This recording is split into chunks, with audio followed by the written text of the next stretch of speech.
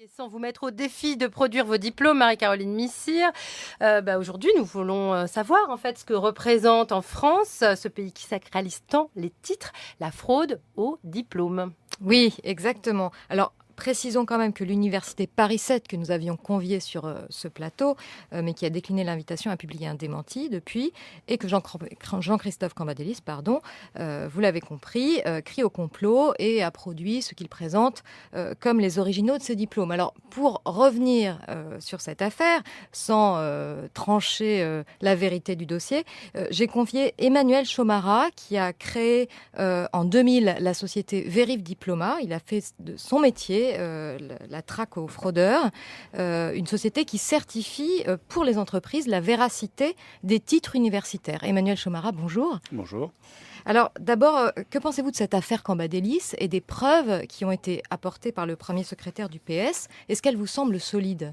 Alors nous, en fait, on travaille dans le domaine du recrutement et en fait, on valide effectivement les titres qui sont indiqués dans un CV.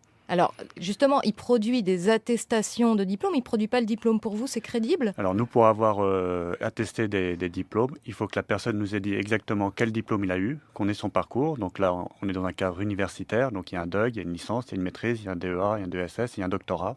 Et donc c'est à partir de la production des titres de la personne qu'on va pouvoir contrôler effectivement si c'est vrai ou faux. Et alors, vous en avez beaucoup des personnes qui produisent des dispenses de licence ou de maîtrise? Alors, ça arrive fréquemment? Ça, on ne connaît pas. Nous, on connaît surtout les faux documents. Donc là, par exemple, ce matin, on a eu un faux diplôme d'un master d'une grande université française. Ben voilà, il nous avait donné le certificat d'entreprise. Mais et ça ressemblait à un vrai diplôme? Ah oui, ça ressemble à un vrai diplôme. Techniquement, visuellement? Oui. Enfin, visuellement, oui, j'aurais pu vous le donner, mais c'est comme tout le monde. Hein. On a des titres avec la République française, avec les signatures de la présidence de l'université, des directeurs, de la personne. Sur le moment, comme ça, vous ne pouvez pas voir. Nous qui avons l'habitude, effectivement, des titres, comme effectivement la personne a changé quelques éléments, on va vite rapidement de s'apercevoir que celui-là, pour nous, il ne va pas être bon. Mais ça ne sera que l'université qui va effectivement attester que c'est vrai ou faux, quoi. D'accord. Et dans le cas de l'université Paris 7, elle n'a pas essayé de vous contacter sur cette affaire, par hasard? Nous, on les a contactés parce qu'en fait, on est en partenariat avec tout l'enseignement supérieur. En fait, nous venons, alors en plus, moi, je viens de l'université, donc je défends énormément, effectivement, la pédagogie de l'université, quoi.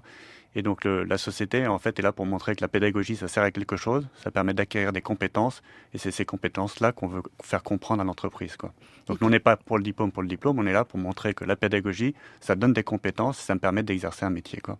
Qu'est-ce que coûte à une université une fraude de ces diplômes? En termes d'image, en termes de peu réputation? Aujourd'hui, le phénomène n'est pas encore très présent en France. À l'étranger, il s'en occupe beaucoup.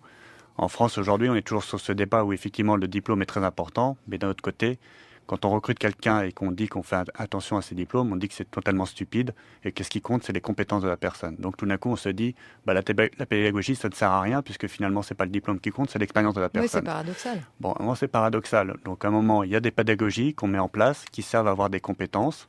Et ça donne des titres. Il ne faut pas que ces titres, on puisse les usurper. Effectivement, ça en va de l'image de tous ces titres, de tous ces établissements. Donc nous, on est là pour défendre l'établissement, l'enseignement supérieur, et que ça ait une validité. Et on ne veut pas que les gens puissent usurper les titres. Et combien de fraudeurs vous épinglez dans l'année? Qu'est-ce que ça représente en France? En fait, aujourd'hui, le phénomène, alors en fait, ce qui se passe, et donc peut-être que cette affaire le montre bien, c'est qu'effectivement, on a environ 25% de problèmes sur les diplômes dans un CV.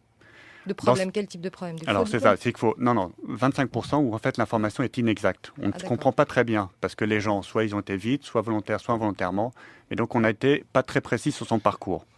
Par exemple, dire, excusez-moi, mais qu'on a fréquenté Sciences Po sans avoir le diplôme. Il y a ça plein de concerne choses. beaucoup d'hommes politiques, vous savez. Ou en fait, nous, par exemple, effectivement, on veut aussi dans les titres savoir quelle date, effectivement, est-ce qu'il a mis 5 ans, 6 ans, 7 ans, 8 ans. Voilà, en fait, c'est le parcours de la personne, comment j'ai fait, et je donne exactement son cursus pédagogique, quoi. Et donc, effectivement, dans les 25% qu'on a, la moitié, en fait, c'est à un moment des informations qui ne sont pas exactes. Donc, celle-là, par exemple, j'étais présent à Sciences Po, mais je n'ai pas eu le titre, parce qu'effectivement, en plus, Sciences Po, le diplôme, le grand jury était quand même à la fin de l'école, contrairement à la plupart des grandes écoles où c'est souvent à l'entrée que se fait surtout la sélection, quoi. Donc, mais en fait, après, dans un quart des cas, vous avez quand même du faux document, donc c'est celui que je vous ai présenté, et dans un quart des cas où la personne a passé, mais n'a pas eu le titre, quoi. Et alors, Voilà. justement, vous soulignez l'aspect paradoxal du cas français, puisqu'on est très attaché au diplôme et au titre, on l'a dit au début de cette séquence. En Allemagne, par exemple, une ministre qui était dans un cas similaire à celui de Jean-Christophe Cambadélis a aussitôt démissionné. Ça ne produit pas les mêmes effets dans le cadre français. Aujourd'hui, en France, c'est pas encore la culture. Effectivement, on laisse usurper les titres, on laisse ce phénomène. On dit que c'est bon, voilà, la tricherie, c'est bien, on l'a tous fait. Et regardez tous les débats qu'il y a souvent là-dessus. Souvent, les gens disent, voilà, c'est une bonne tricherie. Aujourd'hui, c'est difficile, c'est la crise, donc c'est pas normal. Mais alors, qu'est-ce qu'on dit aux 2 millions d'étudiants, quoi ? Qu'est-ce qu'on dit aux 2 millions d'étudiants ? Ça ne sert à rien. Vaut mieux faire une bonne petite triche et ça passe comme au jeu de cartes. Et comment les universités peuvent-elles s'en prémunir ? Peut-être qu'elles vous demandent des conseils là-dessus ? Eh ben aujourd'hui, effectivement, c'est difficile. Dans la mondialisation, alors c'est pour ça qu'à l'étranger, le phénomène de la vérification s'est beaucoup développé. Vous avez beaucoup de sociétés très, très développées là-dessus. En France, il n'y a quasiment pas de société. On est la seule société aujourd'hui présente sur ce phénomène, quoi. Mais demain, il va bien falloir qu'effectivement on prenne des mesures pour éviter d'usurper les titres. Quel type de mesures ? Et bien justement, passer par des sociétés comme nous. Oui. Moi, qu'il y a un système qui existe. Un système qui existe. Peut-être un marché florissant qu'on a fait connaître aujourd'hui. Combien ça coûte de faire vérifier les diplômes de quelqu'un qu'on voudrait embaucher, par exemple ? Nous, c'est 30 euros pour vérifier un diplôme, quoi. Voilà. C'est simple. Au moins, on a le prix. Voilà. Et est-ce que ça vous est déjà arrivé ? En France, à l'étranger, dans n'importe quel diplôme, quoi. Qu'une entreprise recrute quand même un candidat, même si vous aviez fait la preuve qu'il avait fraudé. Eh bien non, parce que là, justement, on dit que les diplômes, c'est pas important, c'est les compétences de la personne, son expérience. Par contre, confronté à la réalité, tout d'un coup, on me dit la personne que j'avais en face de moi, finalement, son titre, il est usurpé. Mais dans ces cas-là, vous avez du mal à mettre le dossier de le même côté. Hein. C'est un problème de fiabilité. Donc, à un moment, c'est pas un problème d'expérience, de fiabilité. Donc, est-ce que je fais confiance ou pas ? Sur ce cas-là, à chaque fois, le dossier est mis de côté. Eh bien, message reçu pour les étudiants et les apprentis fraudeurs. Merci beaucoup. Emmanuel Chomara, si je vous donne 30 euros, vous pouvez retrouver mon DEA. Oui, et c'est uniquement pour des professionnels des ressources humaines, quoi. France Culture Plus. Toutes les semaines, Grand Amphi vous présente le meilleur et le plus singulier des programmes de France Culture Plus, le Web Campus de France Culture. Focus cet après-midi sur Le Monde est un campus, un programme consacré aux étudiants étrangers. Aujourd'hui, rencontre avec David Rodriguez, peintre pornographe. Oui, vous avez bien entendu pornographe. Il a fait ses études à l'ENSA de Nancy et à la Sorbonne. Ses maîtres sont Pierre Molinier et Pierre Louis. La question de la sexualité en Colombie, pour moi, ça a été toujours quelque chose qui était de l'ordre de l'interdit, quoi. C'est du tabou, quelque part. C'est aidé par une éducation religieuse et d'une famille plutôt conservatrice à ces sujets-là. Donc, finalement, disons, étant né dans la génération qui a un peu grandi avec l'évolution d'Internet, et évidemment dans une école des garçons, à un moment donné, la question aussi des comment on aborde les femmes et les filles, la curiosité pour les filles, évidemment, ça se pose.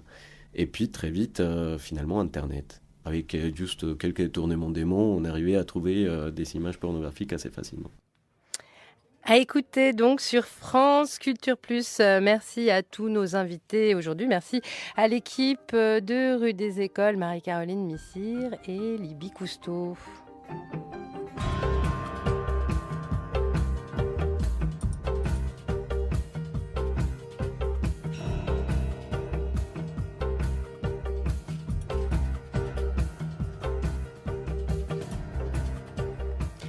On se retrouve la semaine prochaine dans Rue des Écoles à 15h pour évoquer la vie des jeunes chercheurs entre précarité, chômage, mais aussi mouvement comme Science en Marche qui appelle les chercheurs donc à converger vers...